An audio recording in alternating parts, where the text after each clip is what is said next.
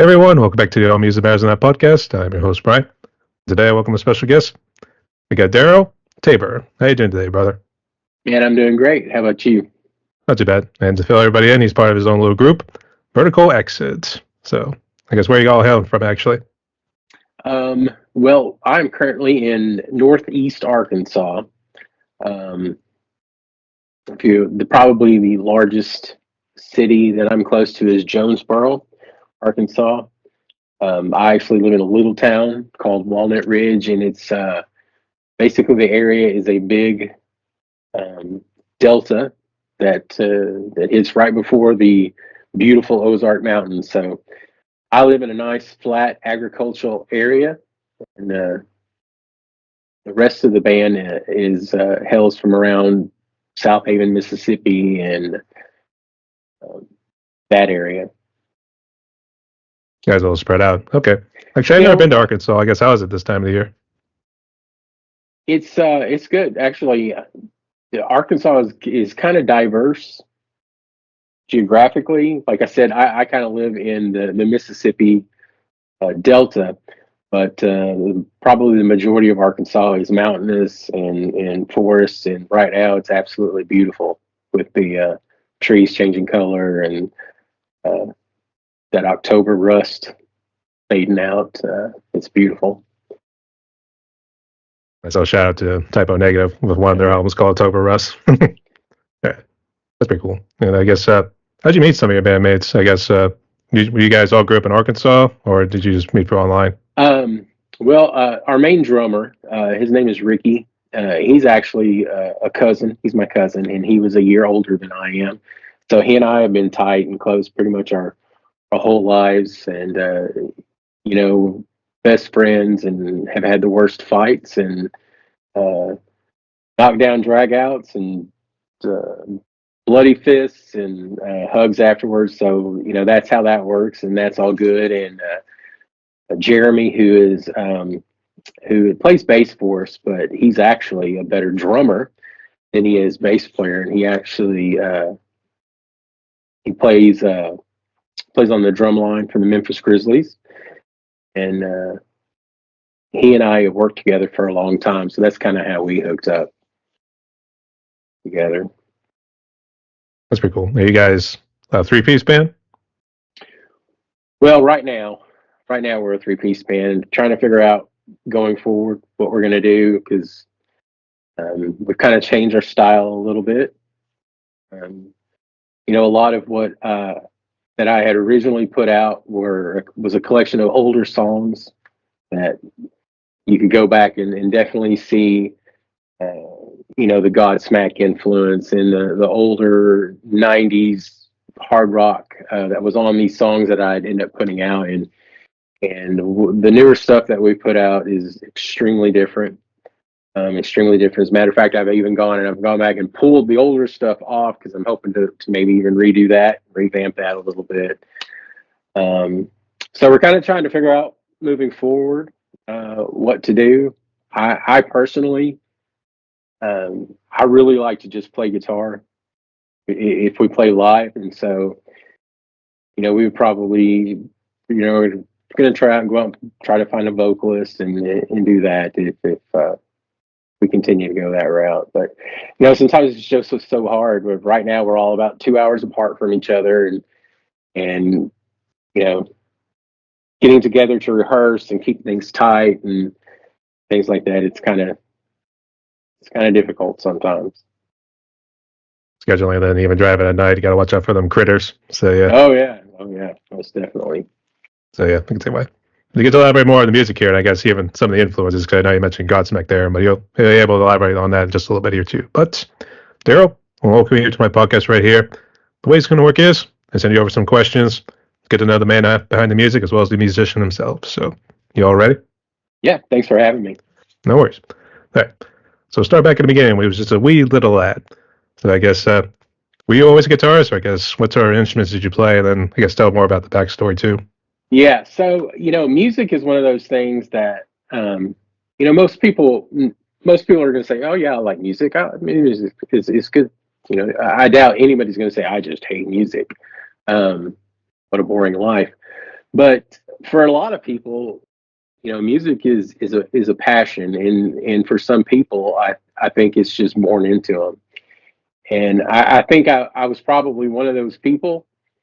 My parents, they told me growing up that I was 1 year old and was trying to stick an 8 track into the car. I was always had always enjoyed it, and so kind of growing up, I think I had expressed to them like, hey, I think I would like to learn to get into music, and I will say that I'm a Christian, and I was raised in a very strict uh, Christian upbringing, and a lot of people gripe and complain about that. But I look back on it now and think that it was probably the best thing that happened to me, because I can't even imagine uh, probably direction I would have taken without that. But in their eyes, what they heard was probably something very different, or in their ears, they heard something very different than what I was probably trying to convey to them. So I found myself in piano lessons growing up, and I absolutely hated them.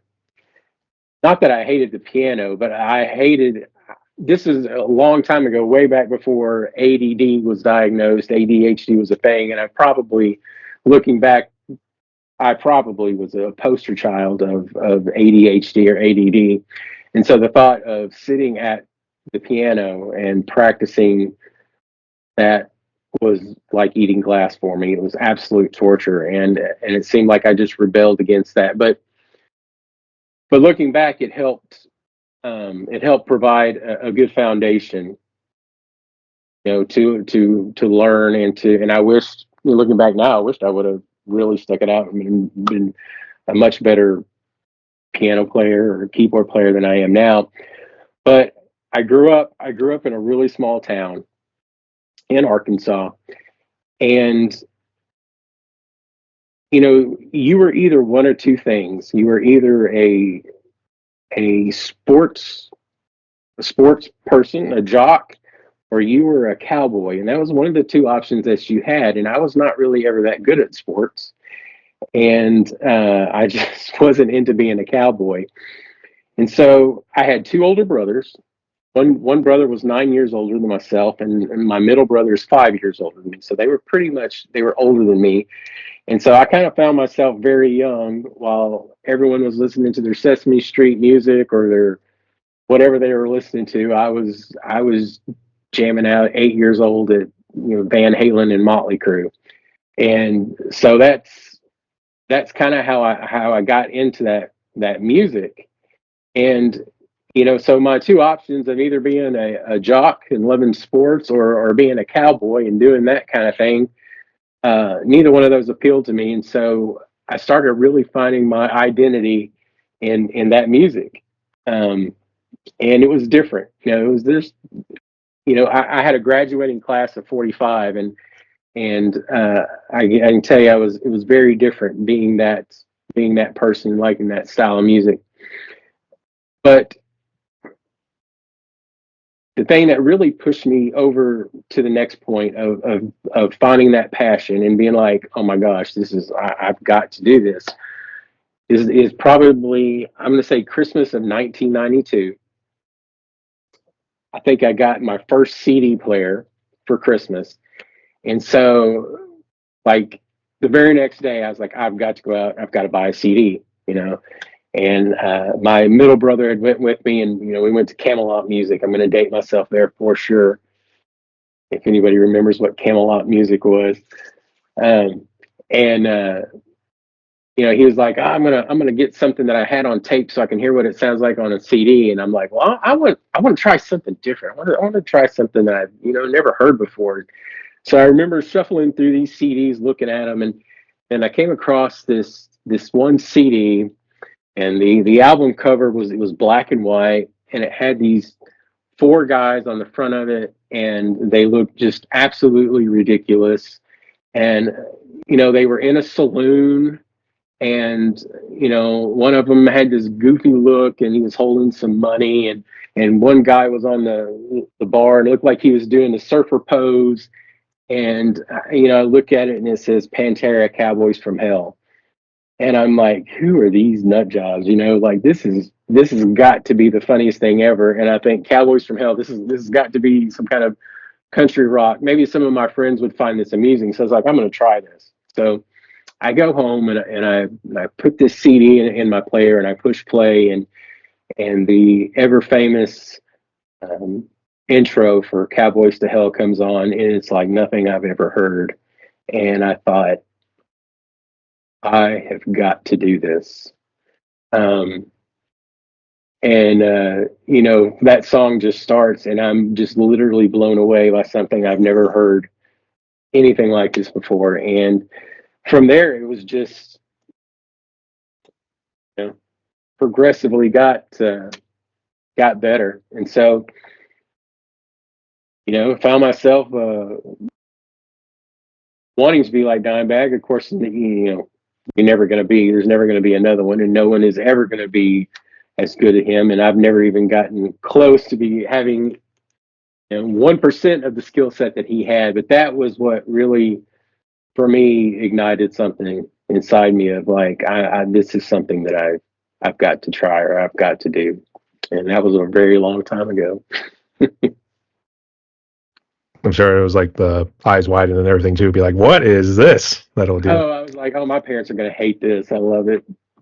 I mean, you got the word hell in it too. We're the Cowboys from Hell. So yeah.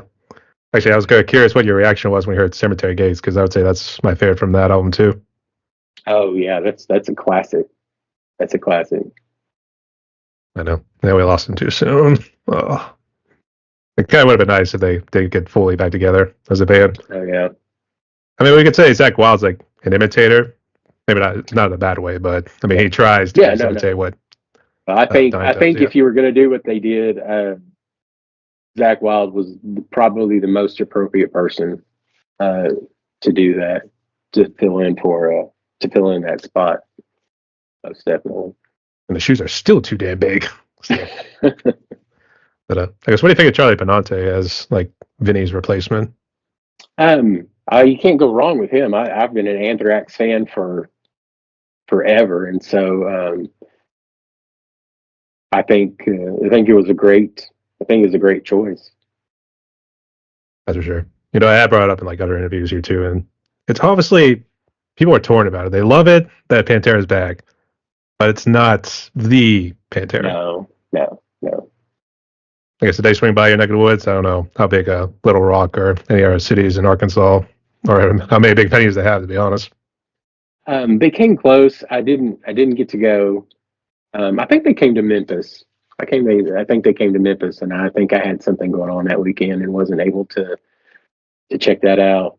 But I've watched plenty of video footage, and it was. I mean, I'm just glad to be able to see them be able to do something like that again, and the support that they really had to think even 5 years ago that Pantera would draw that kind of crowd is kind of blows me away.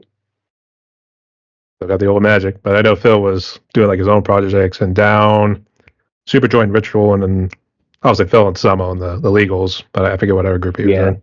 So still going strong, but bless you boys, keep on going. So yeah. All right. I guess this project of yours, Vertical Exit. I guess, how long have you guys been playing here too? Was this before or after COVID? Well, actually, it really started during COVID. Where I was working was basically dead for a long time. I didn't have anything to do, and so I was in my office and I was just strumming the guitar and playing some old tunes that I had written and played, and I thought, well, let me see if I can record some of this stuff.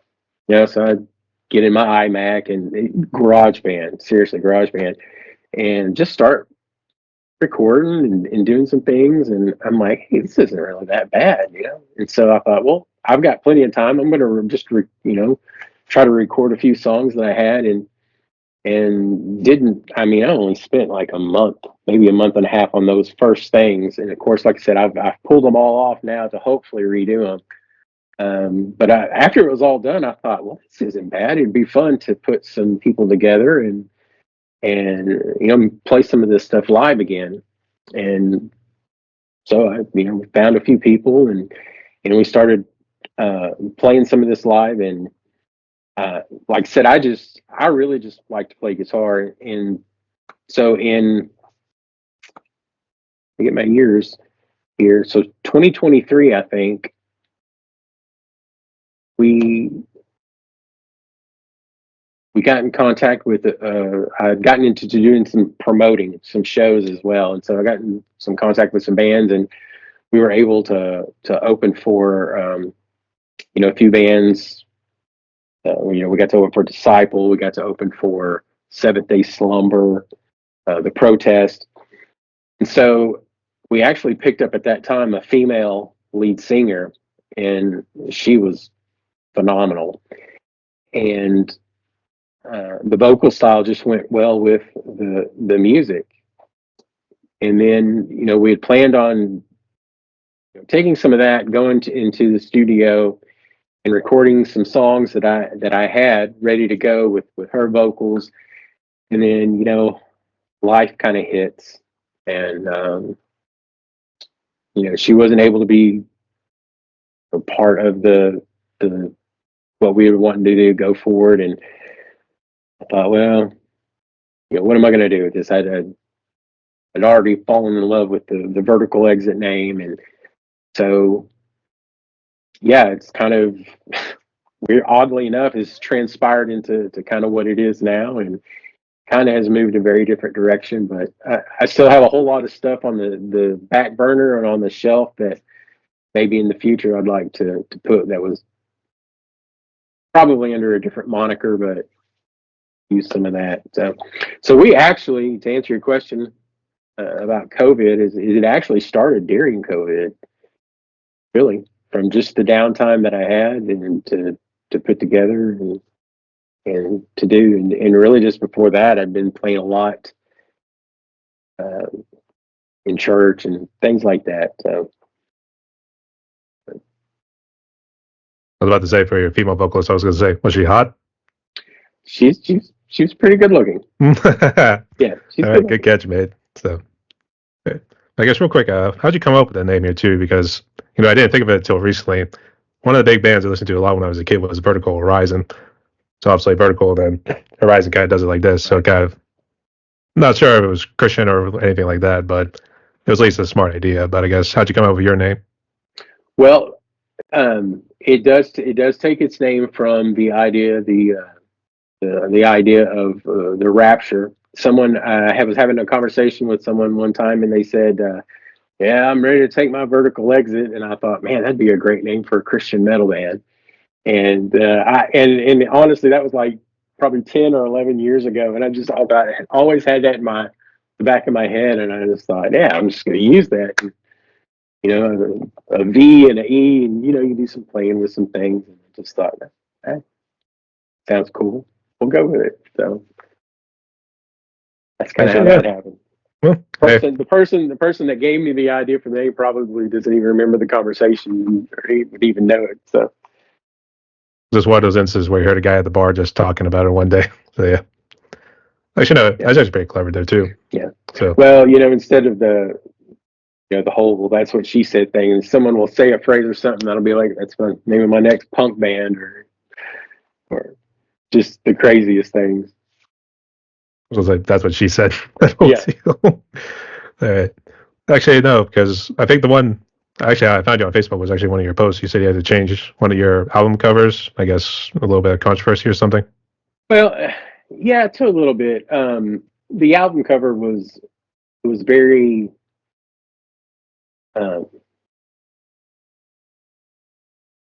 it was one of those things, if you know, you know.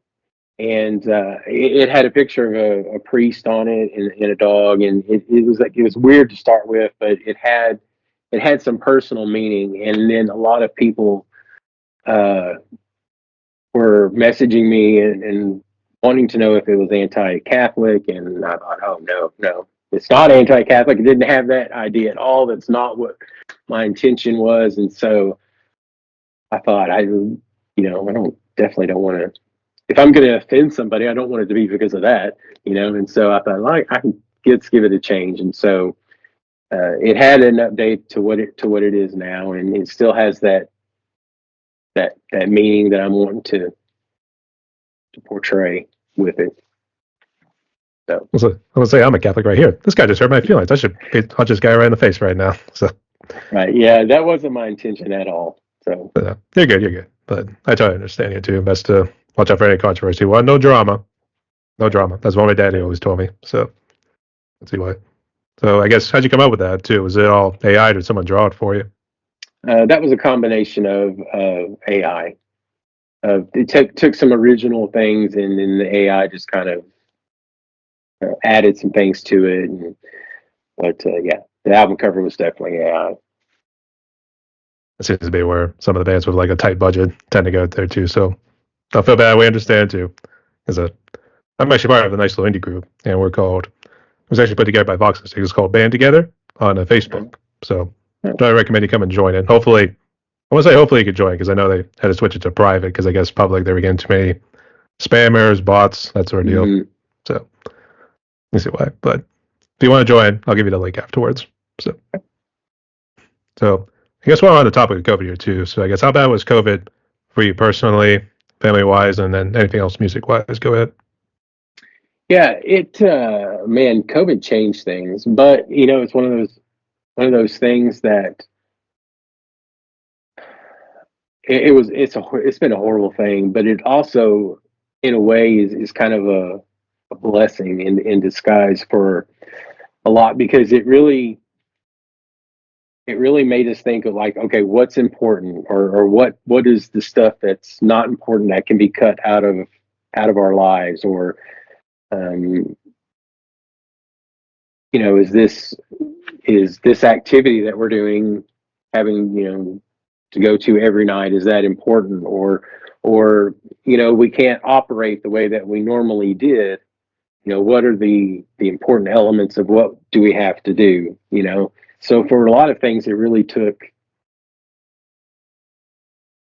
the filler out or the fluff out and left what was really important in life. And I think for a lot of people that was good. I know for a lot of people it was a struggle. And at the time I was actually working at a church. I was director of operations of a fairly large church in South Haven, Mississippi. And like I said, it really made us focus on what was going to be important and what was not important. But on the other hand, there was a time period where it seemed like, we were literally having 3 funerals a week, and going through that, it created a lot of strain on staff and members, just emotionally and mentally. And so I say COVID was bad. But there was some good that came out of it as well. Sounds like it was more music-wise where the good really came out of it too, because I know you said how it allowed you to be more creative and maybe focus more on music and guitars. So. Yeah. There was a long month. We were fortunate at the time, as in Mississippi. We were fortunate that we were able to legally meet and have services and things like that. Where I know I had a lot of friends across the country that they weren't allowed to open their doors, and so there was about a 2 to 3 month period where we didn't have a service. And luckily, we had invested a lot of money into online programming and things like that. So, but it gave me a time to reflect on what I wanted to do and musically, and it also helped me learn that I don't think retirement is going to be fun, because I went crazy. I was like, I've got to have something to do. I'm not content with just waking up and what are we going to do today? I like to have a plan, and I like to have structure. And what was the Ozzy Osbourne retirement sucks tour? I can understand that. Yeah, I don't think I would like retirement as well. So Yeah, I think just picture wake up one morning and be like, I can't stay in this house anymore. I'm leaving. Why is the door locked? That whole deal. So It would be Ozzy Osbourne too to say retirement sucks, but I think he's got to do a retirement sucks part 2. I guess his last concert, yeah, maybe in Birmingham. I know he's been talking about it. I don't know if they're still going through with it. I have no idea. I know he was dealing with Parkinson's and had like that major surgery. So now you see him on a walker now. I feel really bad, to be honest. Yeah, I watched his recent induction into the Hall of Fame. That guy is crazy. Just had to avoid all this cursing and all that stuff there too. I'm sure he really would have dropped a lot of F-bombs. So, yeah. Oh yeah. Oh, I have mad respect for that guy. Yeah, won't be the same afterwards. So God bless the man too. So especially after all the shit he's done throughout his whole life, to be honest. From buying the heads off bats to doing probably every drug in the book. Oh yeah. He still goes strong. He's immune. We gotta get his blood and protein, that's for sure. So but I guess so. Did you get COVID at all? I guess were you and your family okay? I don't think I ever got it officially. I had a couple of family members that got it, and my wife actually got it a couple of times. I think she had gotten it before it was even a thing. You know, when it hit March of 2020, she had a time in February of 2020 where she had gotten really sick, and we were able to look back and think, yeah, it was probably COVID, because it took her a while to kind of get over that. But you know, we weren't real affected too bad with it. We were lucky in that sense, fortunate for blessed really, to have that. But you know, we tried to be smart. We weren't, you know, we didn't. None of us really liked the forceful hand of rules and regulations. But on the other hand, we tried to be really smart and to do what we could to lessen the effects and the spread of it. But that's for sure. Yeah, good to see you and your family are doing well they're made. So good to have you around. So this still ties in with COVID a little bit here too. But normally when I ask this sort of question, I always like to know like what the music scene was like. I guess whatever cities you were playing in, because I know you mentioned about Memphis, parts of Mississippi there, and I guess even in your neck of the woods. So how was the music scene before and after COVID? Well, it definitely changed. The Memphis area, which was where I was living, is kind of an enigma. It's definitely changed over the past 20-25 years, and I think it's even changing even now. It used to be a very, like, every major artist used to come through Memphis, you know, and that had over the years had gotten less and less that they started doing that. And now it's like they come to, you know, the closer metro area of Little Rock, or they'll hit Nashville, and you know, Memphis is in between. So sometimes it seems like it would get skipped over. They'd hit Little Rock or they'd hit Nashville, but not Memphis. And so I think honestly, it got a little bit better after COVID, because it was one of those things where I think people were able to look back, and it was one of those, I realized what I've got when it's gone, you know, I realized, wow, we really kind of missed this. And so when things kind of started trying to get normalized and go back, I think people started really appreciating the ability to go out and to see live music and things like that. And though Memphis, the Memphis area, the northern Mississippi area, that area is probably not as big as the draw of getting a lot of touring musicians with big names in. I mean, the music scene there is still, you know, alive and well with you know, clubs and bars and restaurants and things like that. That the live music scene there was good, and so I think people really started to appreciate their local music scene a lot better and a lot more than maybe even before COVID. You didn't, sometimes when you lose something, you learn to appreciate it a lot more. Yeah, do tell. I can understand why. And it is good to see. I guess that was just Memphis, or I guess was that in parts like Mississippi too? Yeah, it was mostly in Memphis, or at least, yeah, that area. as well. Because you in the Memphis metro area, you can't tell when you go hardly. Well, the only way you can tell that you go over into Arkansas is you have to cross over a very large river. But you know, it's all one big conglomerate. You don't half the time you don't know if you're in Mississippi or Tennessee or so we just all it's just all one big area. But I think even over in Nashville, I think was pretty much the same story. Which obviously the Nashville music scene is quite a bit bigger and quite a bit better. I can attest to that there too. I was actually there in 22, and believe it or not, that's actually the first time I had actually gotten COVID, like legitly. I might have had like a couple times before, but you didn't really feel it the first time.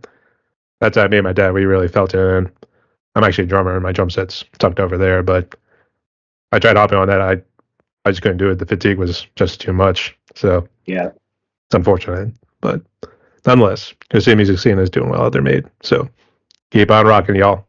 And I guess, have you played any live shows yet with Vertical Exit, or I guess with any AR projects you've done in the past? Yeah, we actually played a lot in 2023 last year. We were able to play. And like I said, some things happened in late 2023 that kind of put a stop to some things. I had to have I ended up leaving the church that I was employed at and took a move a couple hours away. And our drummer had some health issues with his wrist, and so we were actually planning on going into the studio, and then he had we had to postpone a lot because of some of the health issues that he was having, and so he kind of put a few things to stop, and so I thought, okay, what am I going to do here? And so mostly of what you hear on the recent releases, I released a single in August that was called Father Song. That my dad passed away in August of 2021, so I wanted to write a song about that, but I didn't want it to be some sappy,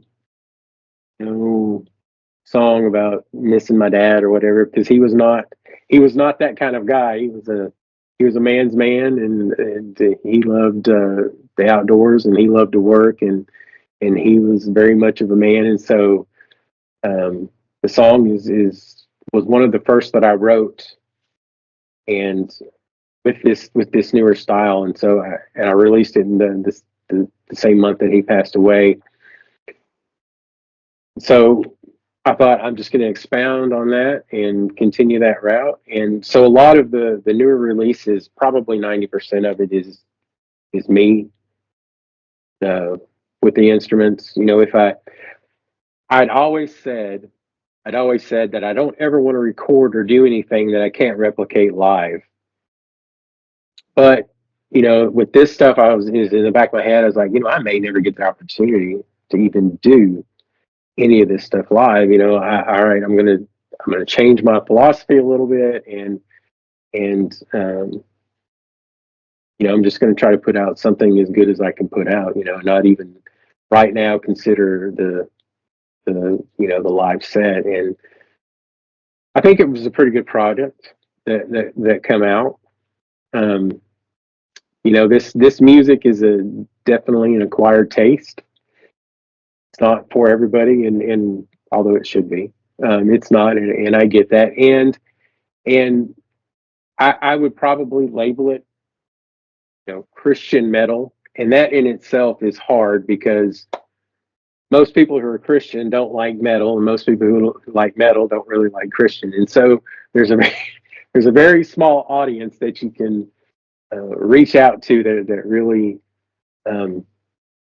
that dig all of it. Now, most metalheads will appreciate the music and they'll listen to it because sometimes they don't really focus on the lyrics or the lyrical content, and so they appreciate it. But that target audience that you're out there trying to find sometimes is the whole needle in the haystack kind of thing. So it gets very difficult sometimes, but it's worth it. we have fun at the end of the day. So that's all that Oh matters. yeah. Oh, yeah. Okay. I know what you mean, though, too. So, yeah. What were you going to say? I just, I write music for me, and if somebody else enjoys it, that's just an added bonus. Yep. Well, if they like, your music saved my life. That's our deal. I know they do some of those posts. I think it's meant to be like a funny meme, but then like it's your music saved my life, and it's like Abif from like Immortal or something. So Yeah. I mean, if it works, it works. So he did his job. That's all that matters. Actually, I was going to ask you about the genre here too, but I guess since you answered that, I guess who'd you say actually who's in the current lineup? That's what I should say.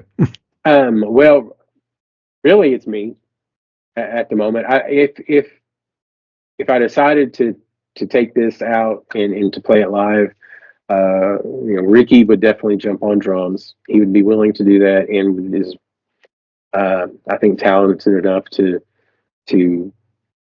play the tracks the way that they would need to be played. And Jeremy would also pick up on bass. I'd have to really decide whether or not I would want to bring in a main guitarist and me try to do more rhythm and sing, or if I would want to do the main guitar and bring in a vocalist. So I'm not sure yet. What I'm going to do with that, whether I'm going to try to do any live stuff with it, and not to steer the conversation, but I have another project that I put out called Gethsemane's Cry. That is a little, it's a little bit different. It's still on the rock side, but it's more of a very introspective. I mean, it kind of has a gothic feel to it. It's very piano driven and keyboard driven, and so I'm kind of moving back and forth of which one I would like to maybe focus on live. So I'm not sure yet. Funny you mentioned that because I do remember seeing that in Facebook here too. I'd be like, oh, this guy's got another project right here. So I guess while we're on that topic here too, I guess how'd you come up with this Gethsemane's Cry? Well, so this album, and I released it on Halloween on October 31st. It is basically a journal of a musical journal of my past year. Like I said, it's very introspective.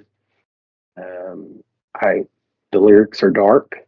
When I talk about leaving my church that I was employed at, it was amicable, but it wasn't a good experience. And there was a lot of hurt. There was a lot of people in my life that did some things that I couldn't believe that I experienced some knives in the back and things like that I just never thought that I would ever experience. And I had trouble with it. It took me a lot to like really, and it's been over a year, and I'm not sure that I still have, like, there's still times in the day that I think about it. So this album for me, the Gethsemane's Cry, was, it was 100% therapy. And I had to take that time and I was lucky enough to almost spend a year just, I said I didn't want retirement, but I spent a long time not even working, and I put myself right into the studio, my own little studio, and spent too much time on Logic Pro and doing that. But for me, it was that album, Gethsemane's Cry, is like I said, it's a journal of that year for me, and going through my emotions and going through my mindset and just trying to comprehend and compute, what happened. And the Gethsemane's Cry comes from when Jesus, before he was crucified, he was in the garden, and he just poured his soul out because he knew what he was about to experience. And knowing what you're about to experience, and it said that he was so distraught over that he literally sweat drops of blood. And I just know that was an agonizing experience to know what he was going through, and he poured his heart out to God. And for me, that's a lot of what that year was. And so I just thought, that was my, not compare myself to what Jesus went through, obviously, but for me, that year was definitely my Gethsemane cry to God, to just like, what's going on. And there were a lot of times that I just thought, man, am I even being heard? And so anyway, that's what that project is. And it's definitely a different sound than what Vertical Exit.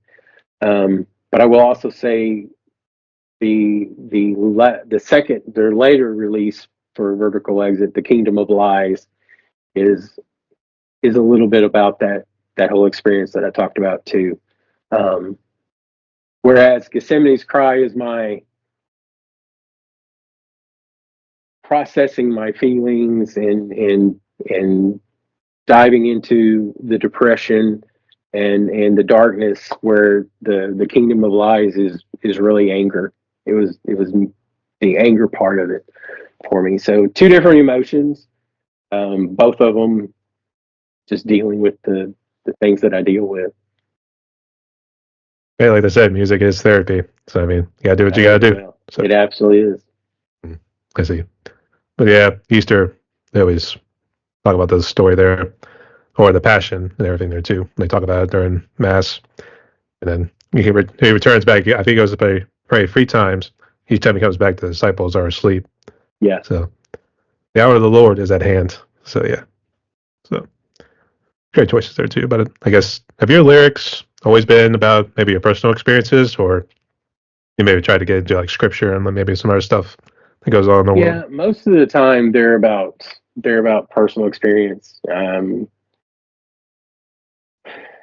even though music is a passion and music is something I enjoy, it's also, like you said, it's my number one therapy. And so, out in public, the normal regular Darrell is probably pretty closed and private, and is not going to just share a whole lot, but because he just doesn't feel comfortable doing that. He likes a small island, and if you get voted to stay on that island, it's a pretty special thing. But when it comes to music, it's I feel a lot more comfortable just to open up, and you'll be able to. It's the only way for me to like really vent, or to really pour whatever I have out into that, because it's not something that I'm lucky that I'm married, and I have a beautiful wife that we've been married for 25 years, 26 years, and I have two beautiful, thank you. I have two beautiful daughters that are 21 and 19, and one of them just has recently got married. So I've got a great son-in-law. So I've got a great family. I've got a great support system that I can rely on.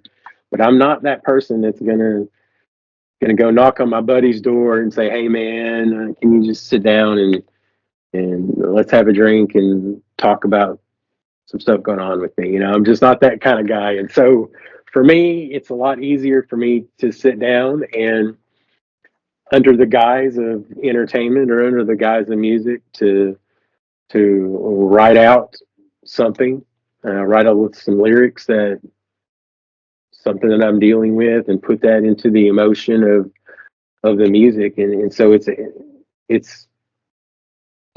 therapy for me. And so that's honestly, that's most of my lyrical content. The Vertical Exit release that was in early September, Tribulation's Reign, was a project that I had been working on previously, and it's basically just a loosely based concept album of end times and that kind of thing, because that's a real hot topic now, and all the crazy things that are happening in the world. Everyone has an opinion and an idea of the way things are going to turn out and happen, and so that stuff has always been very interesting to me, and fascinating, and I could sit all day scrolling through YouTube or through the History Channel watching about end times, or ancient aliens, or whatever it is. And so that was something that I wrote and put together, Tribulation's Reign, and it's just a loosely based on end end of times timeline and things like that. So little book of Revelation sort of moment there. yeah. So, yeah. I was going to say the way you kind of describe going to your therapy session, I like to say is your own Garden of Gethsemane. So yeah, take it away. But before we jump into the next question, congratulations there, mate, on 25 years. So Thank you. Yeah. no worries.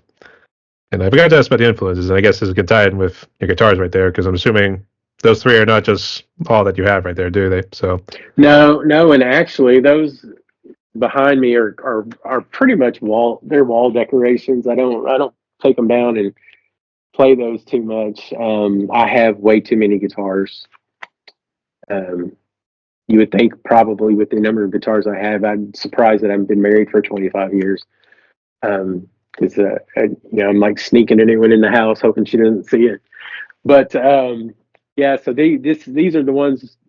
Some of the ones I have in the office. I've got some more. So they're basically wall decorations. My main ones that I use are at my home in my studio, which is my main guitar is an ESP LTD Eclipse. It's actually it's not the EC1000s. It's the VF401s, and the reason they're almost the same identical guitar. The reason I like the VF401s better is I just like the tuners on them better. You know, the more expensive ones, they have those ESP locking tuners, which are really good, but I'm just kind of a fan of the Grover tuners. But other than that, it's kind of the same hardware. You know, it's a Les Paul style guitar that I like. And over the years, I've played a lot of different ones. I started out playing Hamer guitars just because, you know, that's what Judas Priest played. You know, and so you know, I was going to be the next Glenn Tipton, right? Judas, say it. Yeah. And I played some Jacksons for a while, but I started playing those ESP LTDs and fell in love with them, and so that's mainly what I use now, and I'm using ESP bass guitar too, playing 5-string. I have way too many guitars. Yeah, I was gonna say actually, I had a Flying V one. Is that the Dimebag Darrell version, or is that a different one? No, actually, that is a Harley Benton guitar. It's a fairly new line that kind of controversial in itself, but they're notorious for buying parts from manufacturers and putting together and making a very decent guitar at a very cheap price. So with my guitar addiction, the lower price kind of helps the being in China sort of deal, yeah. Quantity. Yeah, actually, the way you kind of described it too, it's almost like it was a Frankenstein sort of guitar. Yeah. I read about them, and the first time I picked one up and played one, I was extremely impressed. And so, a lot of the newer ones that I have are just those Harley Benton guitars. Now, I don't think to take one of those and to gig with it, you'd have to make some modifications to it. But just for what they are and what they cost, they're pretty impressive, actually. What's the one in the middle? Because it actually looks like that's more of a signature sort of guitar. Oh yeah, that is that one actually is kind of a Frankenstein guitar. Actually, it has an ESP neck, but the bass I believe is actually I think it's an Epiphone Les Paul, and a person put that together, and it's got I got EMG 81s and 85s in it, but they put that together for me, and it's supposed to resemble James Hetfield's Iron Cross Snow White. So, yeah. But it is kind of a Frankenstein guitar. I talked earlier, if you wanted to get like a lead guitarist, it's almost like you could be the James Hetfield and then he'll be the Kirk Hammett. Hey, that'd be great. I remember hearing some Creep and Death sort of references there, so yeah, make that work. So, okay. And I know you mentioned about Dimebag Darrell, I guess, was probably your biggest influence. I guess who else really influenced you in terms of the guitar and maybe vocalist too? He was my inspiration. I mean, it's hard to call him an influence because there's no way that that I would be able to do any of the stuff that he did. He is just a phenom. But I think a lot of my, and it's kind of interesting, really, because sometimes what you like to listen to is not necessarily like probably my favorite bands, but my favorite music is not necessarily what influences what I write.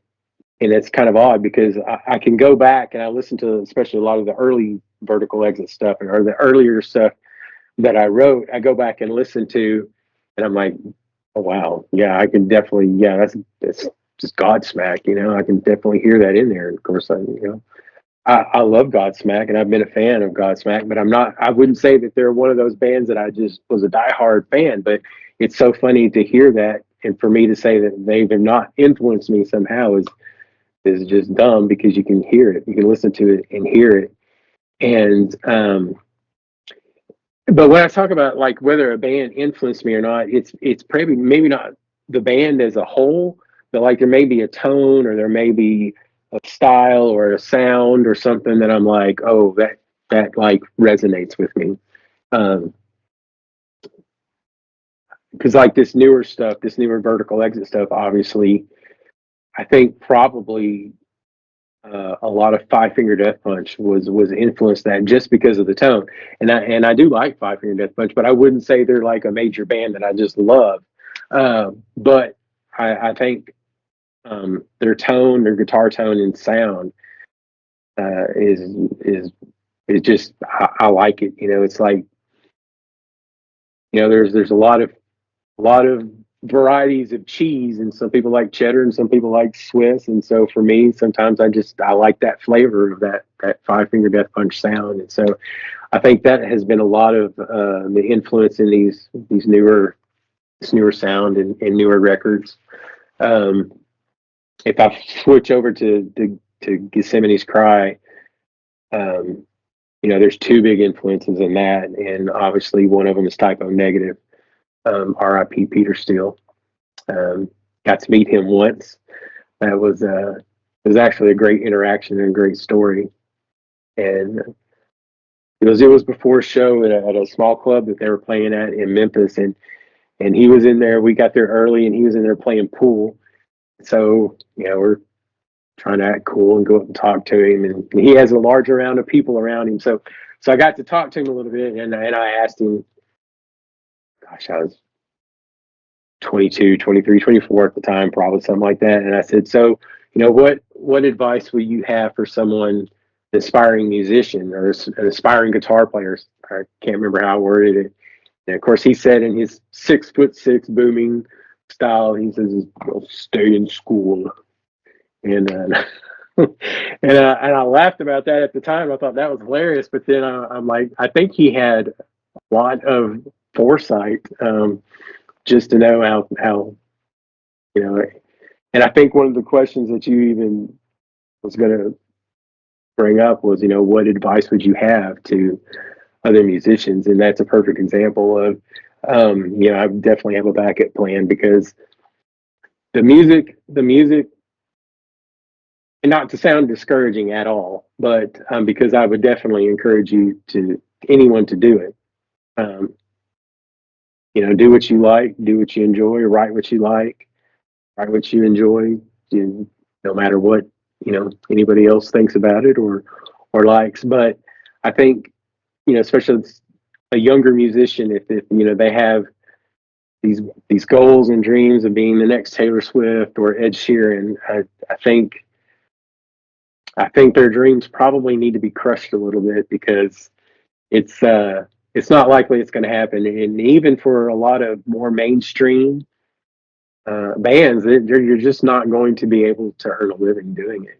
You know, the music scene has changed so much with you know, record labels aren't signing bands. They're not even making money anymore, you know. And I've never even, like, any of the Vertical Exit stuff, I've never made a physical copy of a CD or anything. I've had a few people ask about it, and I think, wow, do people still listen to CDs? And I guess they do.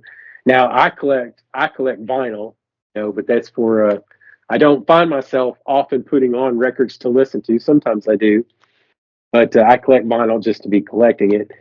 But with things now that the way that they stream, as a band, you're going to make more money off selling one shirt than you are one person streaming your music 1,000 times. And so anymore, and with the ease of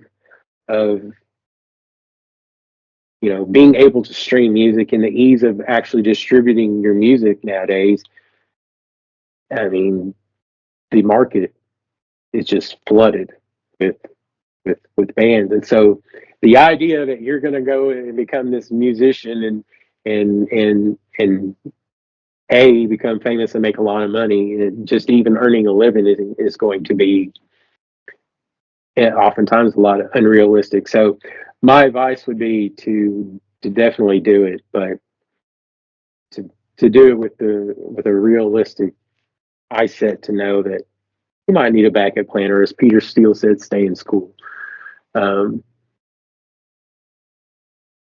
Stay in school. The nice little deep voice too. School.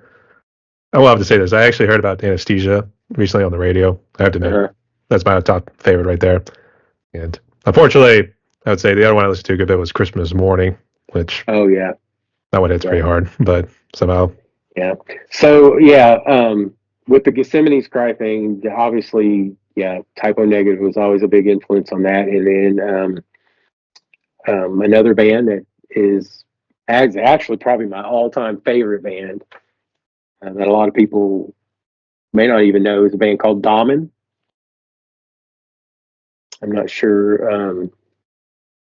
They have a very interesting story. It's a great band. He now is kind of doing things on his own, but Christopher Damen is the front man of that, and it's a very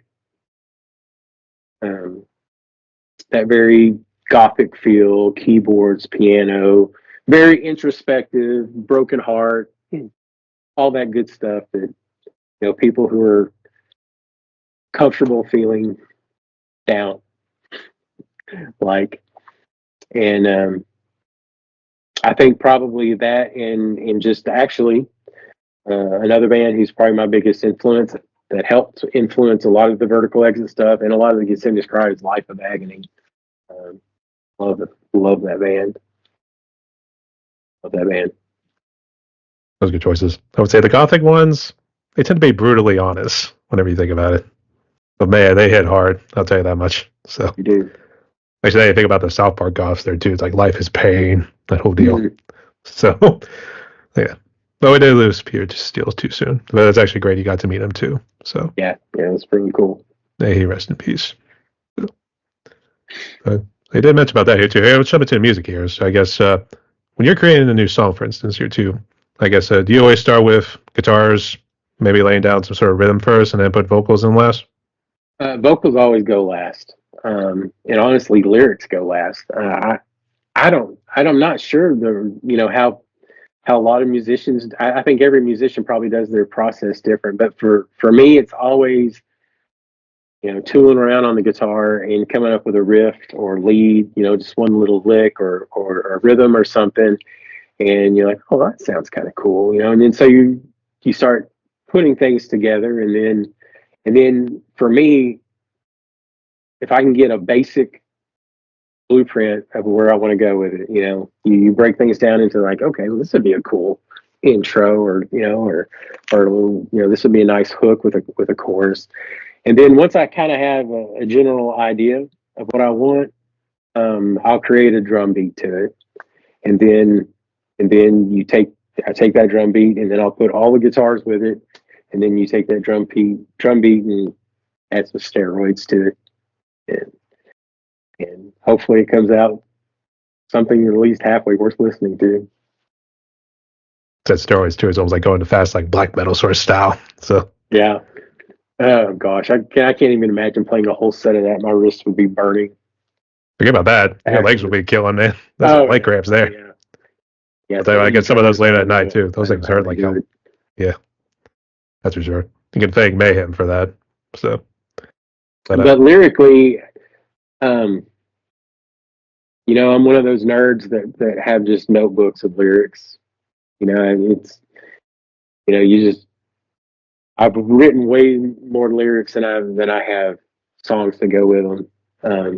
Or I'll go clean out a drawer and I'm like, oh, what is this? I'm like, oh my gosh, I can't believe I don't remember writing that. What was I even thinking? What was I going through when this was going on? So uh, yeah, little childhood memories with all the lyrics you written too. So yeah, I can see. And actually, I was the same way when I was a kid too, and my lyrics actually made no sense whatsoever. I was probably just completely messing around, to be honest here too. So I can relate. So you're not alone in that regard. So I guess, have you guys not gone into a studio recently? I guess, have you guys? I was sure if you we kind of like did. share the music between each other. Yeah. We did, but and so we've got we even got some stuff recorded with the female vocalist that we had, and I'm not sure what to do with that yet. But it wasn't finished, and so the stuff that's released recently is hours and hours of me um, spending some quality time with Logic Pro and waves and vocal drip and all kinds of Fun stuff. plugins and money. Too much money spent. If it's not guitars, it's that thing too. So yeah, Yeah, into it. yeah. And I'm always looking for the next plugin. Like, I'm a sucker for an advertisement. Like, okay, I need to check that plugin out. Maybe that's going to give me this one little tweak that I want. $500 later. It's just not worth it. He's just gonna rip the shirt off. No, It's not worth it. not. It's not worth it. So, like, 5 years from now, my iMac is probably going to be out of date anyway. So it just crashes one day. Then we just yeah. cue the music. No. So yeah. Yeah. Right. Then I wake up and sweat from a nightmare. That'll do it. Yeah. Actually, I didn't mention about Logic Pro. Is that really the interface you love to use, or have you messed around with a couple others? I've messed around with them. I have to keep going back to it. Just just if nothing else for the ease of use, and it's just one of those. I'm an Apple guy. It it meshes with everything. Like I don't have to worry about whether or not this is going to integrate and have problems. You know, I just think Apple's put out a great product, and if I get something and I can integrate it into Logic Pro, it's going to work, and it's going to work 100% of the time, and I don't have any issues with it.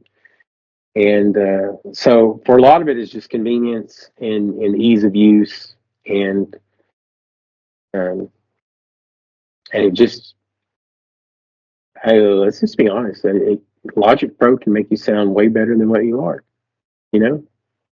It's good stuff. But I've used some Windows stuff, and I didn't really like it, and so my guitar tones and my guitar sounds actually come from a Boss Katana, the Mark II, the 100 watt, and I've got a bass version for the bass stuff.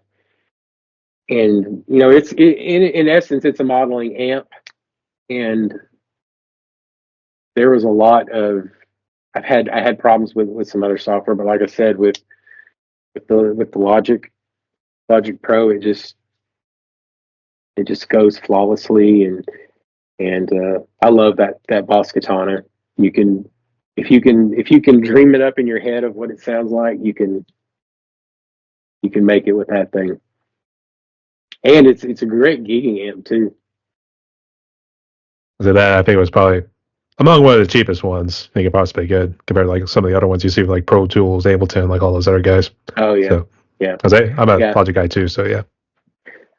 Yeah, well, I've looked at Pro Tools, and I have a friend that he's in a school in Nashville, and he's learning some of that stuff, and they use Pro Tools, and so I pulled it out one day and looked at it, and I just was like, oh wow. But I think smoke started coming out of my ears. I was like, no, I can't. This one is. I'm sure it's great, but it's a little this. I don't have enough time to invest into learning this thing. You hear the gears just slowing down, like, the short circuit deal. Yeah. Yeah. So I think Jeremy, the one I was talking about, is our bass player. He's got a master's in some kind of music production, and I think that he had talked about they had learned with Pro Tools, and I know he knows how to do some of that, but I guess if it ain't broke, don't fix it. So Logic Pro's been good. I like it. apparently, so keeps doing some killer music there too. So keep trudging on there, good soldier. So Thanks. So I know you did jump ahead to talk about advice, but I guess this one kind of deals with challenges here too. So I guess what sort of challenges do you face these days being a musician? Just trying to find the bandmates and try to go with it? Well, that's a huge challenge. Finding, because especially it's I talked about it's one of those things where you're gonna have to have a backup plan, and so when you're making music and you're rehearsing to play live shows, there's a lot of time and effort that you have to invest in that. People, I don't care who it is, they could be, they can be Pantera, and if they're not rehearsing, they're not going to sound tight. They're not going to sound good. You've got to spend time doing it. I don't care who you are. And so it takes a lot of time and effort to do that. And so you got to have to find people that, A, have that time available, and B, willing to use that time for that. And people are in different stages of life. I'm fortunate, like I said, that I've grown enough now that I've got pretty much adult children, and so I don't have that obligation to do. A lot of people have. Jeremy. You talk about Jeremy. Our bass player. He's got two beautiful younger children, and so he's just not available just to spend much time. And so that in itself is a challenge, just finding the right kind of people to do that. And then I think another challenge is sometimes just finding the opportunities to play live, because you can have a great product, you can have a great album, you can have a great sound, you can be tight, your show could be great, but if you're not able to find a place to put that out, no one's going to hear it. And I talked about, especially in 2020 or 2023, I did a lot of promoting, and there's a lot of bands that that we would consider mainstream that are having to just really go out there and hustle to find places to play. I still get Facebook messages, or I still get texts from, hey, we played a show there last year. Is there something in the area? Is there some place where we can come play? And so I think a lot of these bands are also having to they're having to find out what's important as far as spending money, and so a booking agency may not be doable for them. So a lot of these bands are out there just, and you wouldn't think, oh wow, you're really having a hard time finding a place to play. That's crazy to think about. And so those are definitely challenges. Two big challenges is A, finding the right people, and B, finding the right places to play. And the one thing people dread, yeah. Oh yeah, you can spend all the time in the world and like I said, put out some great music, but if and you can promote it and put it online and put it on social media and put it on Spotify and Apple and Amazon and all streaming platforms that you push out to everyone, and but if people people don't come to listen to it, then yeah, that's hard. That's for sure.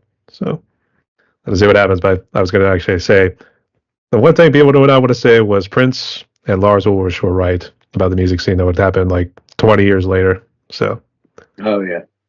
So now you see like you said, some of those big names who you consider mainstream are now hustling too. So they got down on our level. So now you know how it feels. So in a manner of speaking. So right. All right. Thank you so much for sharing there too. So Darrell, we're brief with questions here pretty good. So here, let's jump into the phone ones real quick. Ready? Yeah. All right. So start with the first one right here. So I guess, so what would you say is currently your favorite food? Oh man. Um, so I love. So my two favorites are definitely Thai food and Indian food. I love both of those, and so I find myself kind of. They're very similar in a lot of ways, but I find myself ordering a lot of the same thing when I go to a Thai place or an Indian place. So I'm going to say probably curries. I love a good curry, man. It's like my favorite food, and you can throw some sushi in with that too. It's just even better. But yeah, I love a good curry. Actually, was a friend I interviewed who's actually part of the band Swill. He's up in the state of New York, and his name is Simon, and he actually does hospitality as like his main job, and then the music on the side there.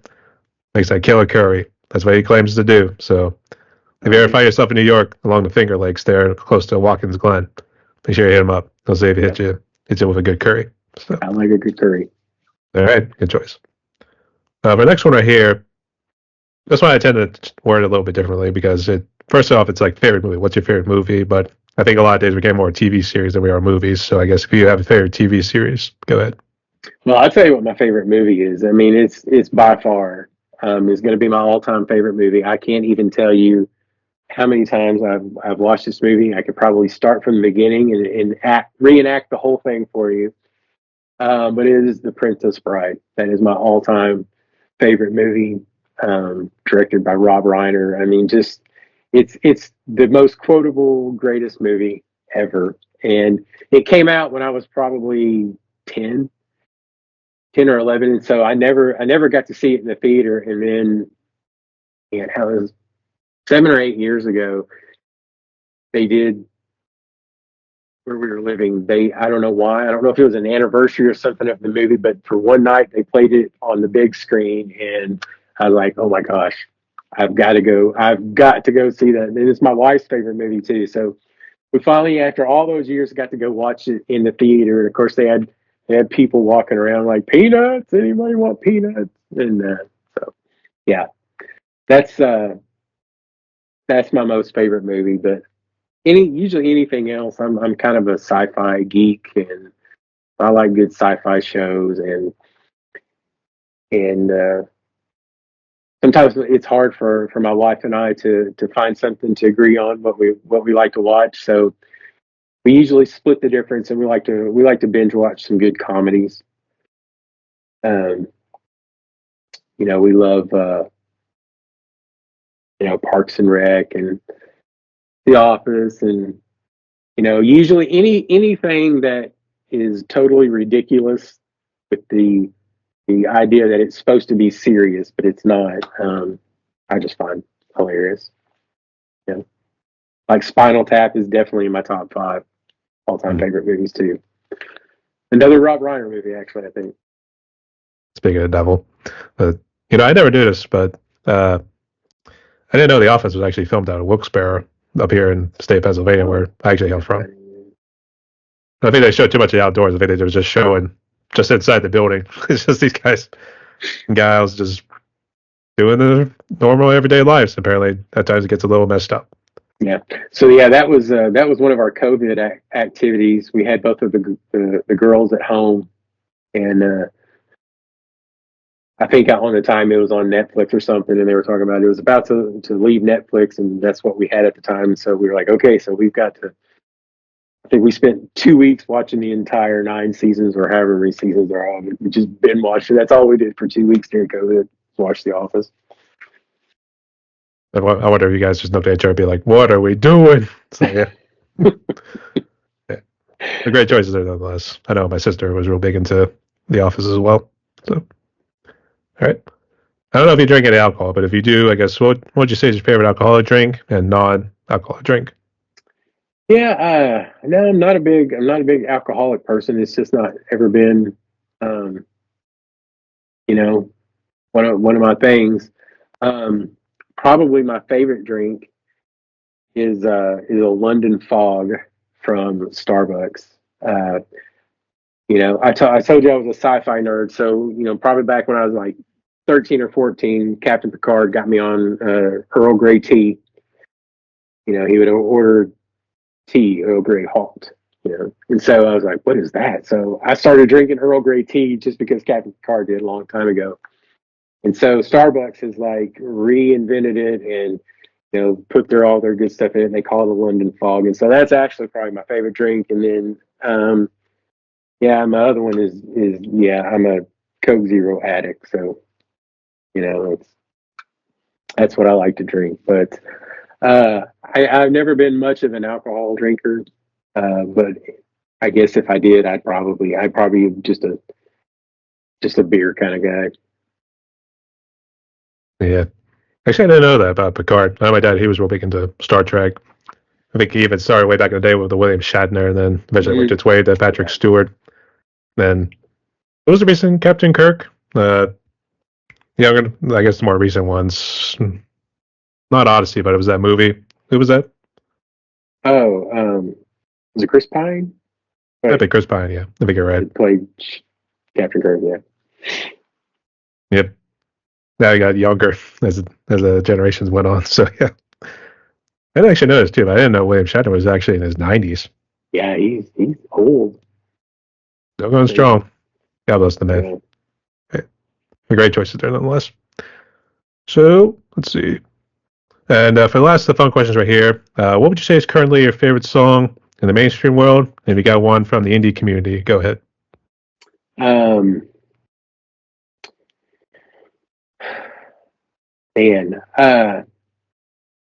really with probably the past year, I haven't really listened to a whole lot of new stuff just because, you focusing on kind of my own stuff. And I think the last album that I just really sat down and really got into, and gosh, I'm even afraid to even say it because I'm going to get so many haters for this, but I really got into Afterlife by Five Finger Death Punch. It was different, a lot different from what they did, and I think the production of it was good. So it was one that I got into it, and so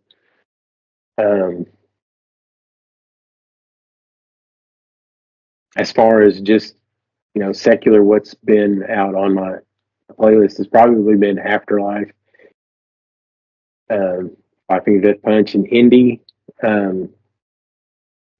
is it actually has the lead singer for Dahman. His name is Christopher Dahman, and it's called Christopher Dahman and the Oztones. And it was when he was living in Australia, and it's kind of a rockabilly kind of sound.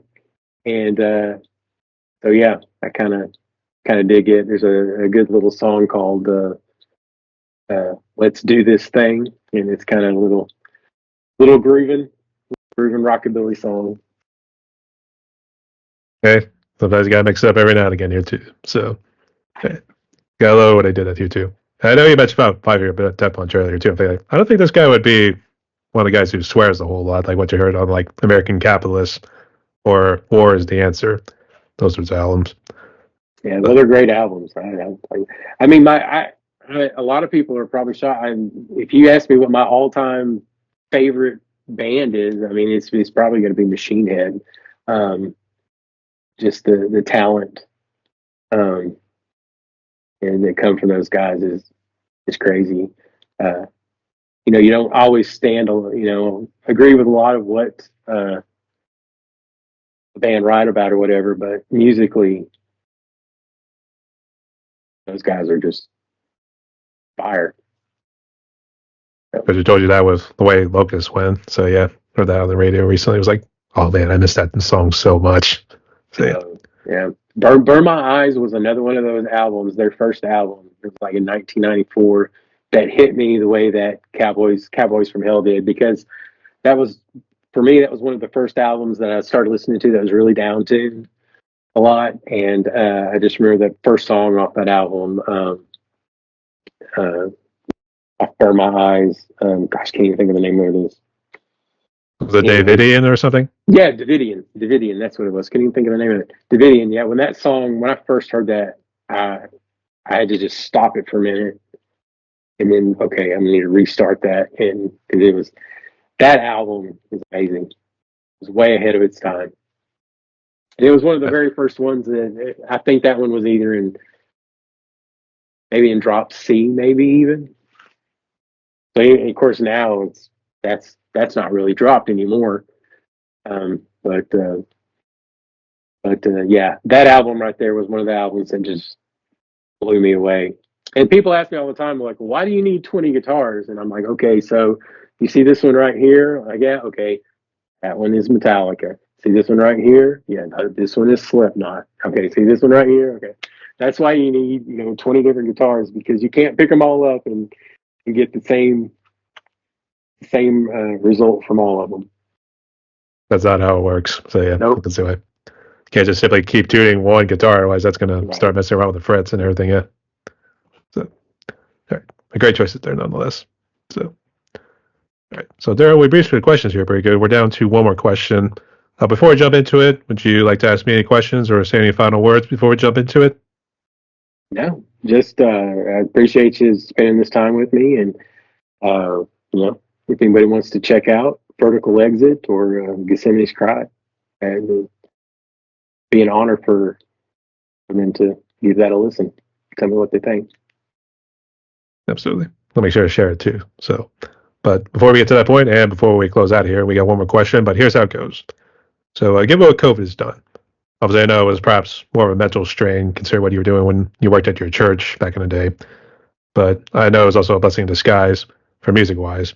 But for those musicians and people who were perhaps impacted by COVID or anything else in their lives, what sort of message of hope could you give to those musicians and people as we try to move forward? Yeah, so just keep doing it.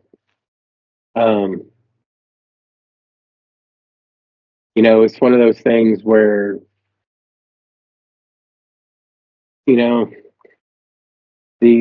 whole, especially the whole idea around COVID, like whether it was a mistake, whether it was a natural process, whether it was a weapon, whether people have their own opinions and their whole ideas, and whether it was something that was orchestrated to place a burden or an attack on us. We can't let that. We just can't let that get us down. We gotta keep going. We gotta keep moving on. And music is one of those things that there's nothing bad that comes from it. You and depending on, and it doesn't matter what kind you like. It's one of those things that's going to bring enjoyment to people. It's going to bring enjoyment to the people who make it. Hopefully, enjoyment to the people that listen. And so, that's my message of hope. Just keep listening, and of course, I'm going to say to lift your eyes up to the one that gives us all hope. But They had to go up here still, stay in school. So yeah. stay in school and love Jesus. Those, you can't go wrong with those two things. Yep. And spoke like a true prodigy. So, all right, Darrell, we reached the end of my podcast right here. We've talked a little under an hour and 30 minutes right here, but nonetheless, it's great to have you on here too, mate. And thank you so much for sharing all your messages and everything here too. But before we close out, got any final words, any shout outs, or any promotions you want to give? No, man, I'm good. Just support your local music, support your local musicians. Go out, see shows, buy merchandise, and tell them how much you love them, because they love to hear it. They like to hear it. Absolutely too. And just real quick, can you just list what social media and streaming platforms you're on so they can check you out and maybe interact? Yeah, all that music is available on Spotify, Apple, Amazon Music, pretty much anywhere streaming music is. It's all on YouTube. Gethsemane's Cry and Vertical Exit has a Facebook page, an Instagram, and I respond to messages. I respond to comments. So I like comments. I like critique, and I like to interact with people who enjoy the music. So that's for sure. Yeah. And to close like this. Everyone, my guest today was Darrell Tabor or Tabor. I want to make sure I pronounce it right. Sorry. Actually, when you initially said, I thought you said Taylor at the beginning there, so that's why I almost got confused. Darrell Tabor. Darrell Tabor. Okay. Nonetheless, he's part of his own little group, Vertical Exit, right here, as well as Gethsemane's Cry. So make sure you go check him out on streaming platforms, all social media and everything here too. So make sure you support our brother right here. He's doing a lot in the world right here. Be nice to see him out on the stage, maybe jamming out in Memphis one of these days. So we'll see what happens. But nonetheless, keep going there, Darrell. So you make us proud right there. You stay safe. Rock on. Stay tuned, y'all. All right, man. Thanks.